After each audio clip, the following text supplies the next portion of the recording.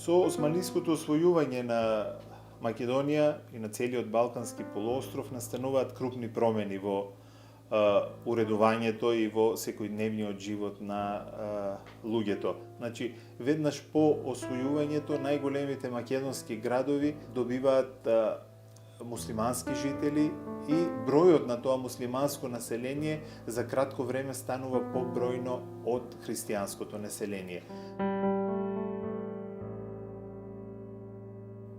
Победата на една муслиманска империја над балканските христијански држави предизвикала културен шок кај сите балкански народи.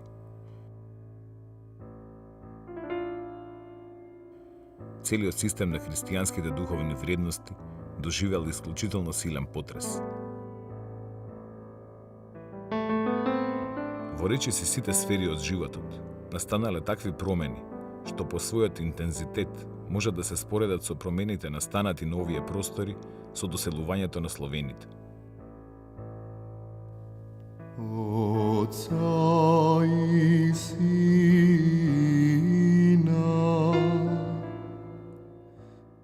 За разлика од исламската култура, која по османлиското освојување започнала да се развива и обстојувала во градовите, христијанската култура се повлекува надвор од градовите. Односно, таа продолжува да живее во големите манастирски комплекси кои биле и од порано биле изградени и се наоѓале околу градовите.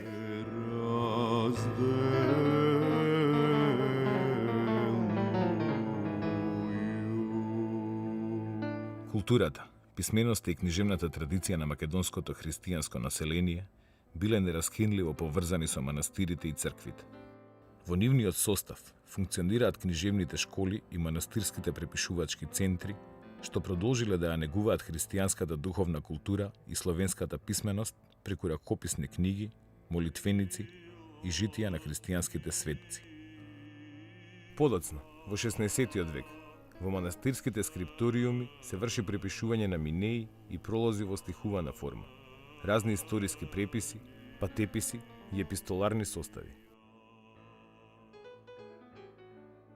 Лесновскиот манастир, манастирот Матејче, Свети Прохор Пчински, Слепче, Трескавец, Пречиста, Јован Бигорски, располагајќи со голем број словенски ракописи, продолжиле со традицијата на препишување.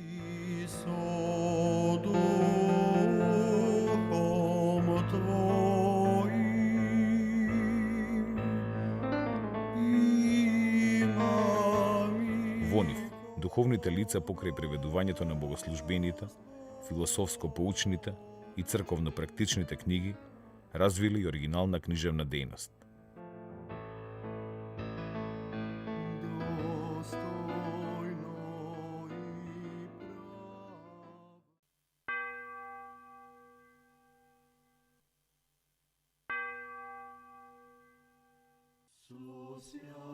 На југозападните падини на Осогово, во селото Лесново, подигнат од деспотот Јован Оливер во 1341 година, врз темелите на постара базилика, се наоѓа Лесновскиот манастир.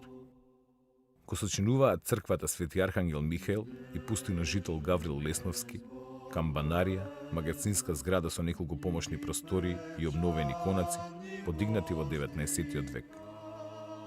Овој манастир е книжевен центар во рамките на Кратовската школа. Во него, со својата активност, се истакнуваат многу културни творци. Еден од нив е Димитар Кратовски, кој го напишал поговорот на Номоканонот за потребите на Охридската архиепископија по барање на Охридскиот архиепископ Доротеј со словенско потекло. Номоканонот бил потребен за соборната црква во Охрид како замена за грчкиот Номоканон. Во 1466 година делото било завршено, но тој не влегол во употреба. Султанот Мехмед II го протерал Доротеј со неколку охридски првенци во Мала Азија, поради нивните антиосманлиски активности. Од овој препис се зачувани само 10 листови и тие се чуваат во Народната библиотека во Москва.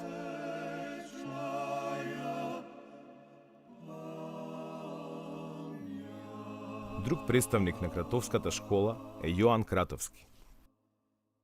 Својот прв труд го составил во 1526 година. Молитвеник посветен на неговите родители. Во 1559 година тој го завршил преписот на Зографското евангелие, а составил уште 4 евангелија и еден литургијар, кој се наоѓа во Рилскиот манастир. Под притисок на османлиските власти, морал да го напушти родниот крај и околу 1580 година заминал во Крајова, Романија. Јоан се истакнал и како одличен илуминатор.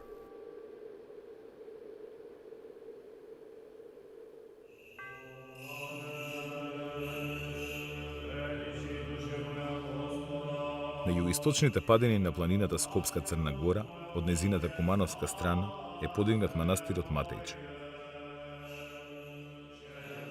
Манастирскиот комплекс е сочинет од црквата посветена на успението на Света Богородица и конаците што денес се обновени.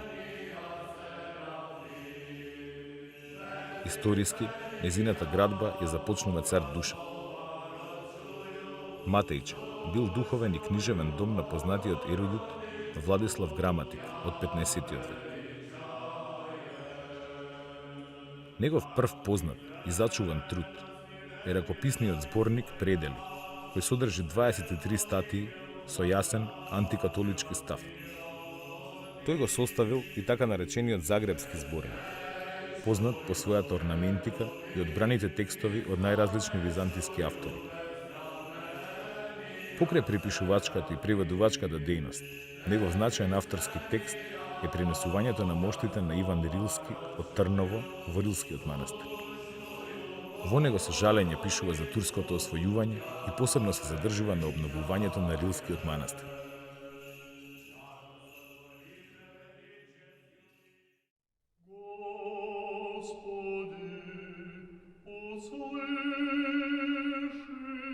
Дебар, опкружен со планините Дешат, Стогово и Јабланица, лежи во југоисточниот дел на Дебарското.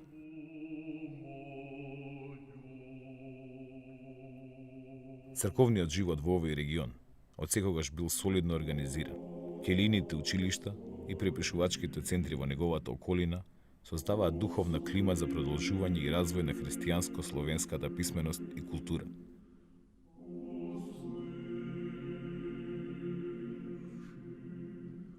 Активностите на културните дејци од овој регион допринесуваат за збогатување на културните книжевни фондови.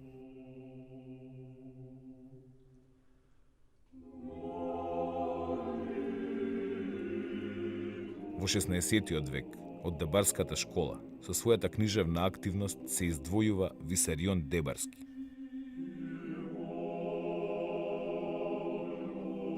Повеќето од неговите дела биле наменети за потребите на овој манастир. Тој бил многу упатен во различните црквени книжевни родови, и тоа не само во литургиските и библиските, туку и филозофските, богословските, догматските и полемичките. Висарион Дебарски не се задржувал само на припишувачката дејност, туку правил избор од текстовите, компилирал со поинтересните содржини, зголемувајќи го бројот на мешовитите зборници од 16 век.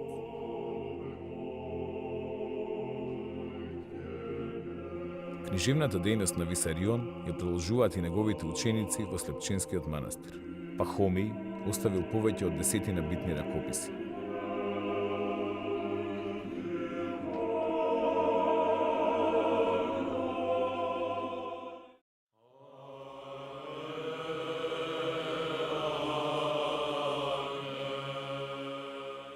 Припишувачката традиција обстојува и понатаму и во другите манастири. Така во манастирот на Горичане бил познат книжевникот Радин. Богатата и уште од порано втемелена словенска писменост и книжевна традиција во Македонија продолжила и по целосното османлиско завладување на Балканскиот полуостров.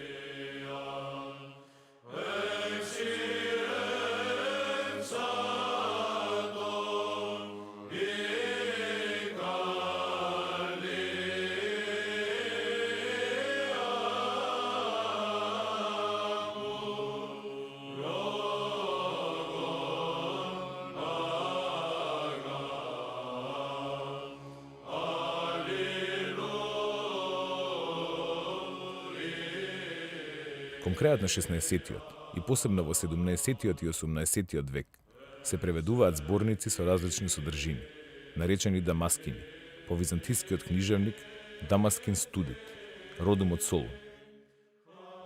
Тој составил зборник со проповеди под наслов Сокровиште, кој содржал 36 слова со религиозна и морално поучна содржина. Оваа многу популарна книга, составена на новогрчки јазик, била препечатувана се до 1910 година. Особено е значаен преводот на проповедите на Дамаскин студит од грчки, направен од пелагонискиот митрополит Григор. Покрај одделни народни зборови, во него се среќаваат конструкции карактеристични за народниот македонски јазик. Во македонските дамаскини, првите преводи и преписи се држале цврсто до црковно-словенскиот јазик, со мали влијанија на народниот говор. Додека подоцна, народното влијание станува се поприсутно. Кај најновите дамаскини се среќава чист дијалектен народен говор, што ги прави достапни и популарни за поширокиот круг на словенски читатели.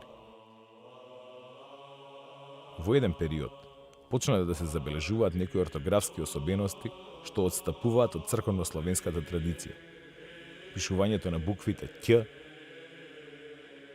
Ѓ и Дж. Ваквиот правопис бил неопходен за целосното воведување на народните говори во писменоста. Голем чекор за оформување на современите национални словенски јазици во текот на 19-тиот век. Во делот од македонската христијанска култура се бројува народната епика, која се градела на нашите простори со векови и со истиот интензитет продолжила да се развива и под османлиското владење.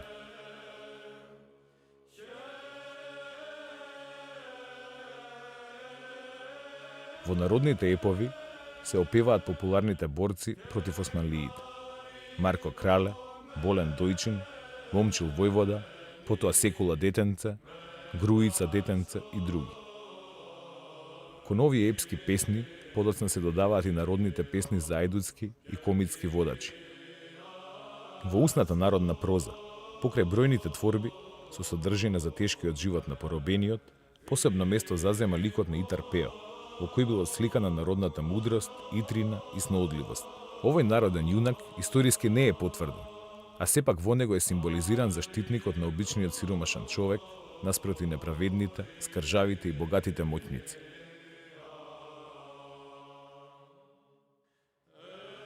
Со напливот на теолошките содржини, интересот за новите светови, за новите аспекти и филозофски погледи не бил одминат. Напротив, со новопојавените жанрови, преку романите и расказите, уште повеќе се зголемуваат читателските афинитети. Смелите и богати содржини на романите навлегуваат во светови од најдалечните митологии, од истокот и од западот, од средновековното секојдневие, за Тројанската војна, за Александар Велик, за Тристан и Изолда. Македонското народно творештво изобилувало со најразлични приказни: фантастични, апокривни, хумористични. Македонското устно народно творештво било мощно богато, разновидно и блиско на творештвото на другите балкански народи. Првите 3 познати запишани македонски песни, регистрирани со грчки алфабет во околината на Костур, биле проткаени со лирска тематика. Со укинувањето на Охридската архиепископија во 1767 година, не поминува долго време кога македонската книжевност и писменост претрпува удар. Грчките владици се повеќе го заменуваат црковно-словенскиот јазик во литургијата со грчкиот. Келините училишта се затвараат, а учителите се протеруваат. Се палат стари словенски книги. Така, со наредба на владикат Игнатий, треба да се уништат ракописите во Марковиот манастир. Словенската култура и јазик постепено се повлекуваат под силниот фанариотски притисок.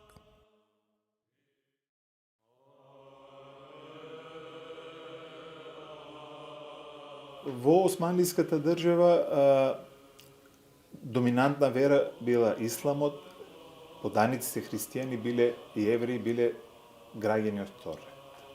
Значи, со доаѓањето на османлиите, градењето на цркви во градовите посебно станува многу тешка и макотрапна работа. Значи, добивањето дозвола за градење на цркви било многу тешко.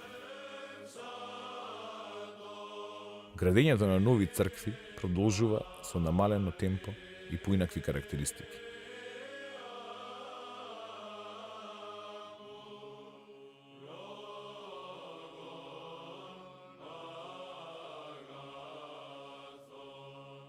Црквите во тоа време во Македонија, скромни по размер, се едноставни, еднокорабни згради со правоаголни основи, зидани од необработен или полуобработен камен, а поретко од тула, како на пример Свети Ѓорѓи во село Бањани, Скопско. Во селата кога се градни црквите, тоа се со многу скромни размери и не е тоа само заради законите кои биле такви. Сушност толкова била и моќта економска тогаш на христијаните да си дозволат да градат некои покрупни и поголеми објекти. Во селата или во склопот на постоечките манастири од 15 до 17 век се изградени повеќе цркви.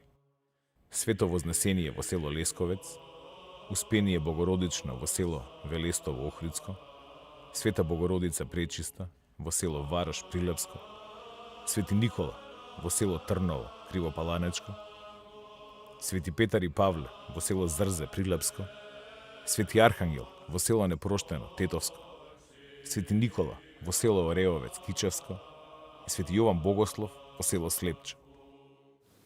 Тие цркви никогаш не смееле да ја надминуваат висината, например, на една џамија. Поради тоа, цркви кои се останати од тој период, ако се погледне, ќе се види дека нивните врати се вкопани во земја. Значи, вратата не смеела да биде повисоко од 1,20 м. Најтипичен пример за тоа е црквата Свети Спас во Скопје, каде што за да влезете вие во црквата треба да се спуштите 2-3 скали надолу. Декорацијата во црквите е едноставна. Плитко релјефни украси со мотиви на преплети, геометриски шари, стилизирани растителни мотиви и представи на животни. На древните иконостаси биле живописани икони што зографите ги имитирале од постариот предосманлиски период.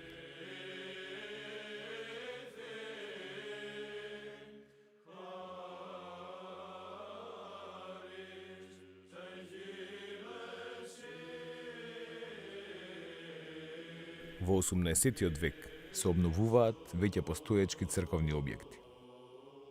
Црквата на манастирот Свети Јован Бигорски, изградена во 1713 година, е обновена во 1743 година од јеромонахот Иларион, а подоцна во 1800 година поправена од монахот Митрофан.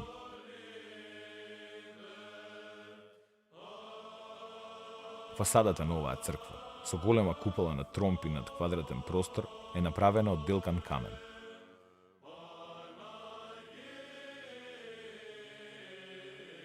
Црквата, во форма на трикорамна базилика, Света Богородица, во Роженскиот манастир, е обновена во 1715 година, а во 18 век обновена и црквата на манастирот Свети Наум, каде е запазено традиционалното градење со камен и тула.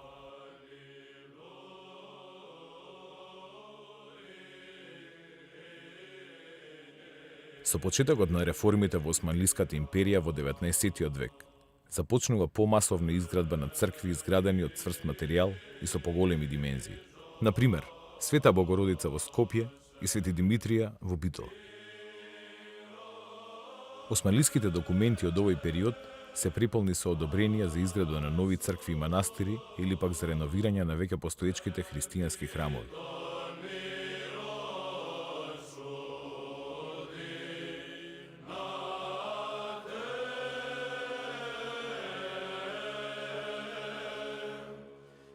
Фреско живописот и иконите се изработувани по нарачка од донатори. За поставување на иконите на иконостасот не била потребна никаква дозвола од османлиите. Во некои храмови се среќаваат поединечни или пак цела серија на икони што датираат од првата половина на 15 век.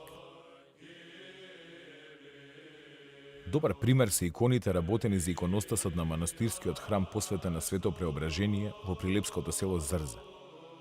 Од иконостасот на храмот се зачувани двете престолни икони со представите на Исус Христос Спасител и животодавец и Богородица Пелагонитиса. Оваа икона, по своите ликовни и иконографски вредности, спаѓа во редот на највисоките дострели на иконописното сликарство во периодот на првите децении од 15-тиот век. Другата икона од овој период се наоѓа во црквата Богородица Перивлептос во Охрид, на која се представени свети Климент Охридски и свети Наум. Живописувањето на храмовите најпрво било обновено во Охридскиот центар во 15-тиот век, и тоа во пештерните храмови посветени на Архангел Михаил во селото Радожда и Свети Спас во близина на село Вишни и двете во околината на Струга.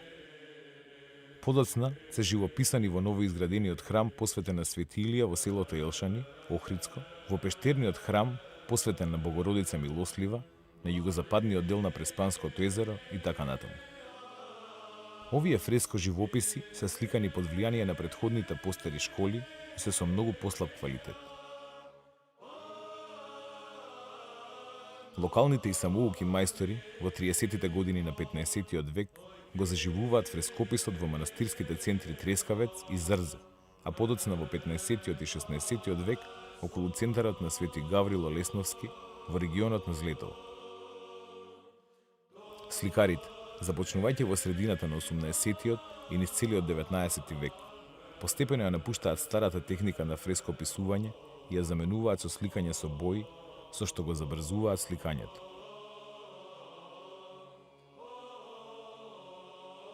Во периодот на преродбата, ваквото сликање станало масовно и се појавиле повеќе центри во Македонија во кои се појавуваат голем број на зографи.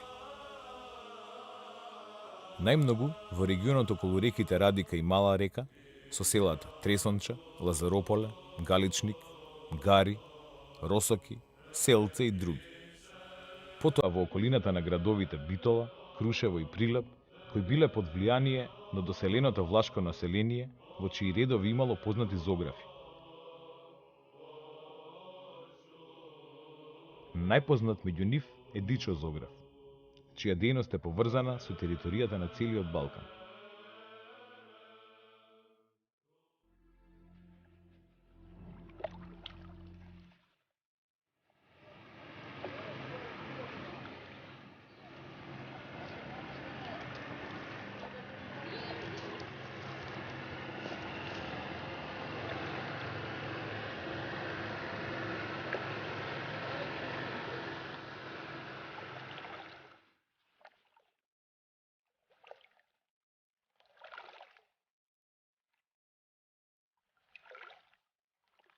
Промените, настанети со османлиското освојување, во помал степен се одразиле во начинот на секојдневниот живот на христијаните. Овде постепено биле попримени одредени ориентални елементи. Исхраната останува иста, најмногу житарици, зеленчук, овошје, млечни производи и јајца. Јадењата со месо биле помалку застапени, што било резултат на економската положба на населението и строгите верски прописи за великденските и божитните пости, како и постењето во одредени денови од седмицата.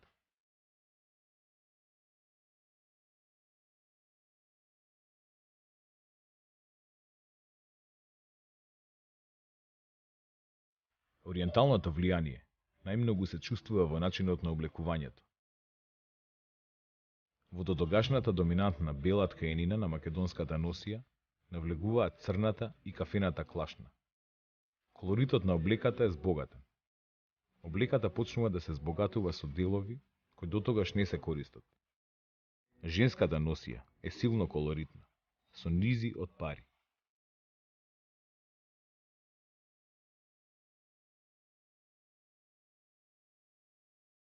Со самото доаѓање на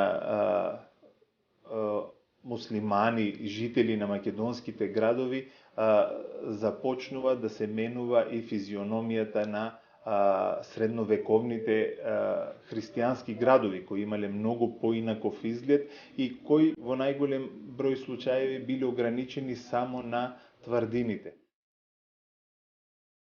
Живеалиштата, кои дотогаш биле составени од една просторија, постепено се трансформираат и се зголемуваат, а особено градската куќа, која добива уште еден кат во висина и чардак. Луѓето се групирале и живееле собрани во така наречени семејни заедници, составени од поблиски роднини, кои имале силно чувство за заедништво и поврзаност.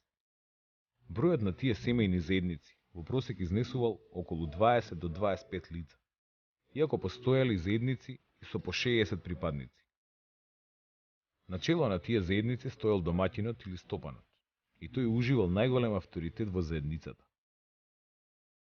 Со зголемувањето на бројот на членовите во тие заедници, тие се делеле и одвојувале, формирајќи нови заедници, кои пак споени создавале соеви или родови. Сите припадници на соевите имале свој патрон, тоест христијански светец, Свети Јован, Свети Ѓорѓија, Свети Петар, Свети Илија, Свети Димитрije, Свети Никола и други, кој бил избран за заштитник на сојот и чиј ден припадниците на одреден сој традиционално го празнувале секоја година. Честопати, тие традиционални христијански слави биле проткаени со пагански елементи, како што било принесувањето жртви.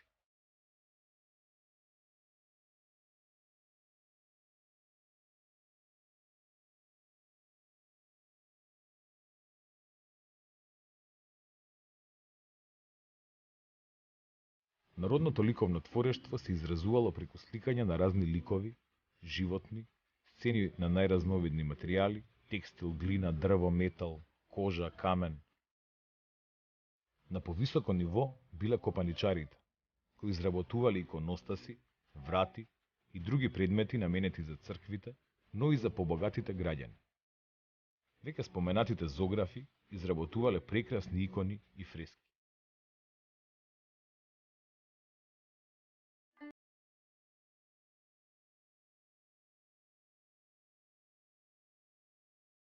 Во македонските градови никнува една специфична духовна и материјална култура, во која се измешала затекнатата стара традиција со традицијата на новодојденците.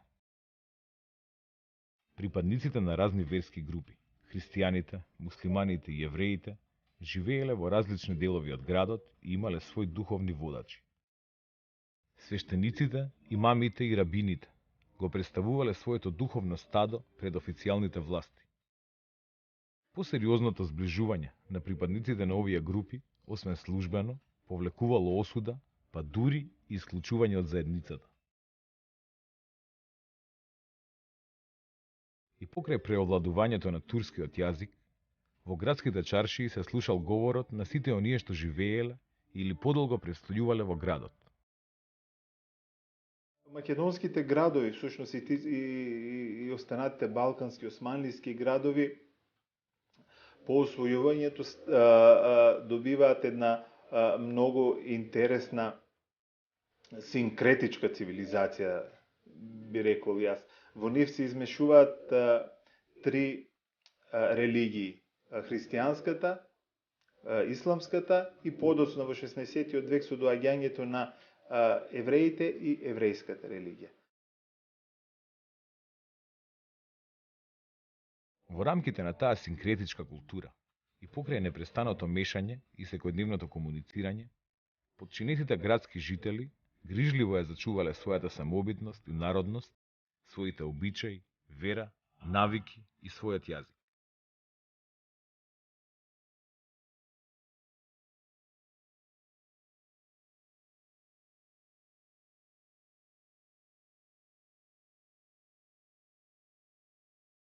Динамичната сила на исламот непрестано ќе ја развива својата култура и уметност врз културните традиции на поробениот народ. Турците, со учество на локалните мајстори, создаваат нови квалитети во својата уметност. Центарот биле градовите. Средновековниот христијански град со зидини постепено исчезнал и него го замениле населби со ориентален изглед од отворен тип. Во нив се формирале одвоени маала за муслиманското и христијанското население со збиена градба.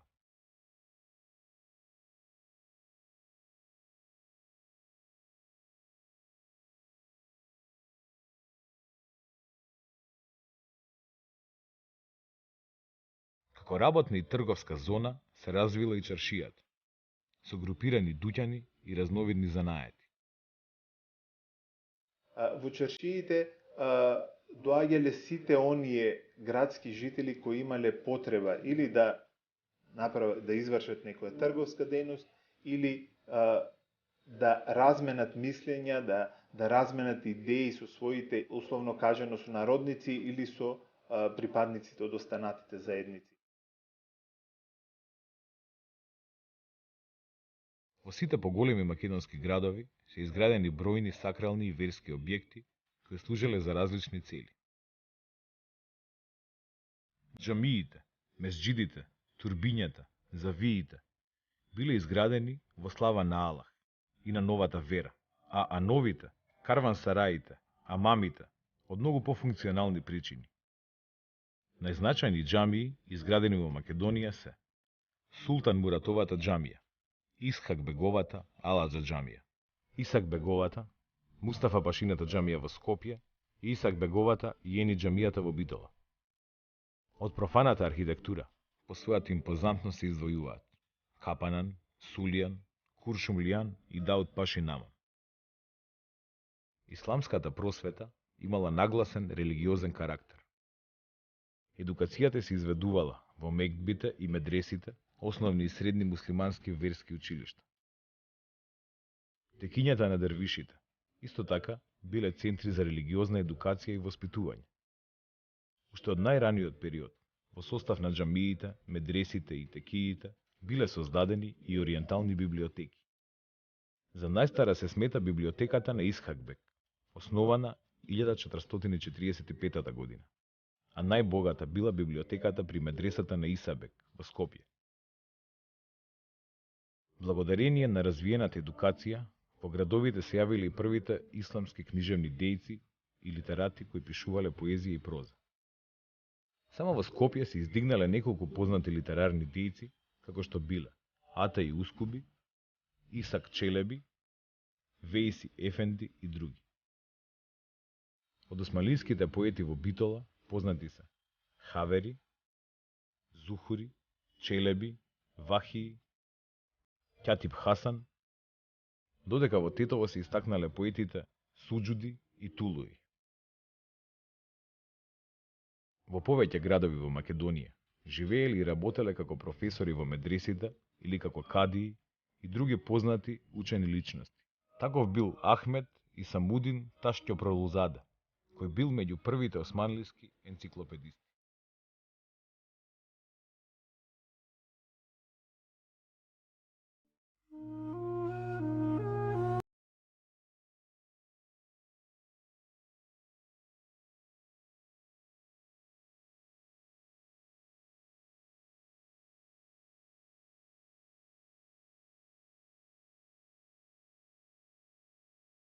Тие основале своји образовни институции во кои се развивала теологијата, астрономијата, филозофијата и математиката. При синагогите работеле основни училишта и училишта за повозрасни, каде децата се описменувале и се читал Талмудот. Најважен духовен центар на евреите во Македонија бил Солун. Во тој град творил и Дон Јуда Беневиста, еден од најучените и најбогати евреи во тоа време. Тој создал голема библиотека и ја основал Солунската Талмудска академија. Присуството на евреите означува огромен придонес за целокупната култура во Македонија.